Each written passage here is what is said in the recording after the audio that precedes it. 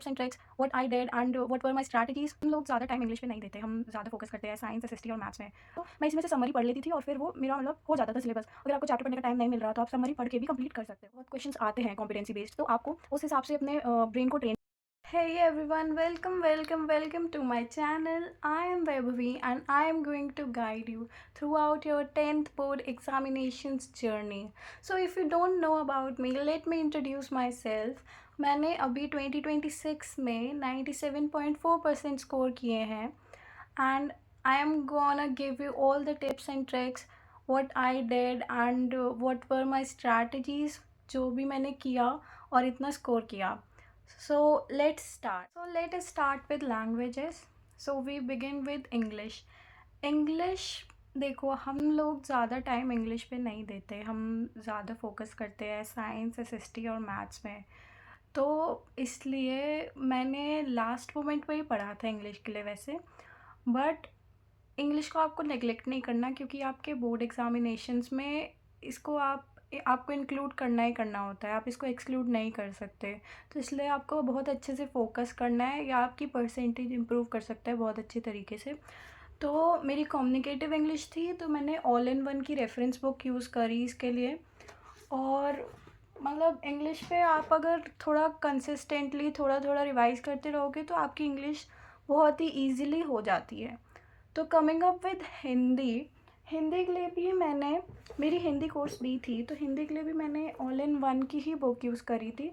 इसमें क्या है, मतलब इंग्लिश वाली में भी एक्सट्रैक्ट्स वगैरह, अनसीन पैसेजेस, पूरा ग्रामर पोर्शन वगैरह सब कवर अप कर रखा है। तो मैं इसी में से समरी पढ़ लेती थी और फिर वो मेरा मतलब हो जाता था सिलेबस।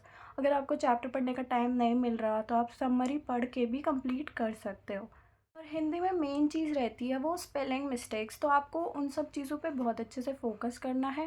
एंड आई स्कोर 99 इन हिंदी। तो मुझे लगता है कि आप लोगों को, आप लोग क्या करते हैं कि हिंदी को नेग्लेक्ट कर देते हैं पूरी तरीके से कि मतलब हो जाएगा ये तो, वो कहते हैं ना हिंदी हमारी मातृभाषा है तो ये तो हो जाएगा।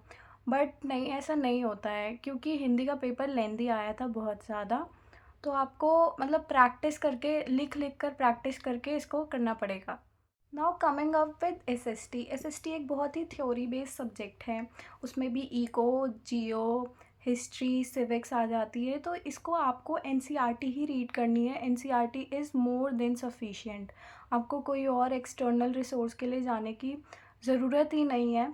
आई बेट कि पेपर अगर आपको समझ आ गया पूरा, आपको थ्योरी अच्छे से समझ आ गई, तो आप बहुत अच्छा स्कोर कर सकते हो इसमें। And I score 97 in SST. तो मैं आपको बता रही हूँ, अगर आपने कुछ पॉइंटर्स याद कर लिया और आपने उसको एक प्रेजेंटेटिव वे में लिख दिया पेपर में, तो अगर 5 नंबर का क्वेश्चन है तो आपको 5 के 5 मिलेंगे। आपको फ्लो चार्ट्स का यूज़ करना है, आपको पॉइंटर्स का यूज़ करना है, तो बहुत अच्छे से स्कोर कर सकते हो आप। एसएसटी में क्या होता है कि याद नहीं हो रहा, तो अगर आपको एक सब्जेक्ट स्पेसिफिक वीडियो चाहिए इस टॉपिक पर तो प्लीज़ डू कमेंट, मैं ज़रूर बनाऊंगी इस पे video. And my next video will be related to this. Now coming up with science. तो साइंस के लिए मैंने बहुत सारी रेफरेंस बुक्स यूज़ की। So one of them is this Educart का क्वेश्चन बैंक यूज़ किया। अगर आपको इन बुक्स का लिंक चाहिए तो मैं डिस्क्रिप्शन में डाल दूँगी, तो आप वहाँ से देख सकते हैं और परचेज़ कर सकते हैं। तो साइंस में आपको ना मतलब एनसीईआरटी तो रीड करनी है। एनसीईआरटी अगर आपकी क्लियर हो जाए तो आप हर तरीके के क्वेश्चन सॉल्व कर सकते हैं। और पेपर में मोस्टली कॉम्पिटेंसी बेस्ड क्वेश्चन आते हैं, हमारी प्रैक्टिकल लाइफ से रिलेटेड क्वेश्चन आते हैं, तो आपको उन पे ज़्यादा फोकस करना है। यही नहीं कि आप you are mugging up the syllabus and you are thinking कि आप इससे this is sufficient, so it's not.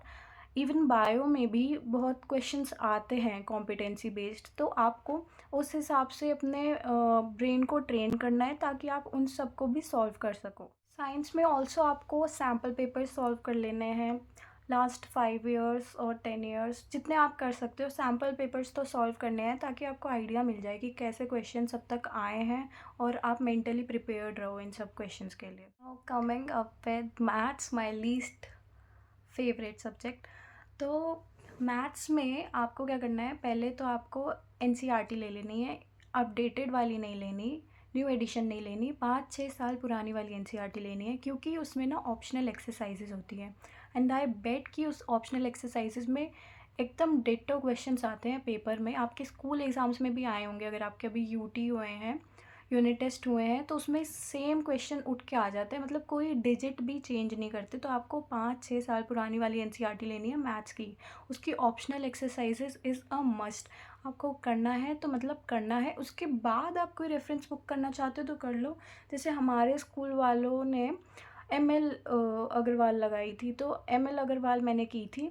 आप कोई भी एक बुक ले सकते हो, मतलब कोई भी एक बुक लेके उसकी केस स्टडीज़ वगैरह पूरी सॉल्व कर लो। जैसे आरडी हो आपके पास, आरएस हो, तो आप वो भी कर सकते हो। बट पहले आपको एनसीईआरटी लेनी है जो कि 5 to 6 ईयर्स पुरानी हो। अगर आपको ऑप्शनल एक्सरसाइजेज़ की पीडीएफ चाहिए तो प्लीज़ डू कमेंट, मैं आपको प्रोवाइड करवा दूँगी। तो now we are coming up with the sixth subject, जो कि एडिशनल लगता है हर स्कूल में। जैसे कुछ में म्यूज़िक भी लग जाता है, एआई और आईटी। तो मेरे स्कूल में आईटी लगा था। सो मेरे को लगता था कि ये एडिशनल सब्जेक्ट मेरे को बहुत ही मतलब मेरे को ये मैथ्स से भी ज़्यादा गंदा लगता था, मतलब मेरे को बिल्कुल पढ़ने का मन नहीं करता था और मैंने पढ़ा भी नहीं। इसमें आईटी के पेपर में हमको एक दिन की छुट्टी मिली थी, तो मेरे पास नोट्स थे उसके। मैंने एक अपनी सीनियर दीदी से लिए थे वो, उनके ना आईटी में 100 आउट ऑफ 100 आए थे। So somehow I manage to उन नोट्स को रीड कर लिया मैंने, मतलब बहुत ही मतलब पढ़ा नहीं था पूरे साल। तो आपको ऐसे नेगलेक्ट नहीं करना है एडिशनल सब्जेक्ट मेरी तरह। वैसे मेरे 100 आए आईटी में एंड आई वाज शॉक्ड, क्योंकि मेरे को ये एक्सपेक्टेड नहीं था। तो क्या है कि आपका जो एडिशनल सब्जेक्ट है आपकी परसेंटेज इंक्रीज़ करने में एक बहुत बड़ा रोल प्ले करता है। तो वो आपकी परसेंटेज इंक्रीज़ कर देगा। तो आपको वो बिल्कुल नेगलेक्ट नहीं करना है, आपको मतलब वो पढ़ते रहना है।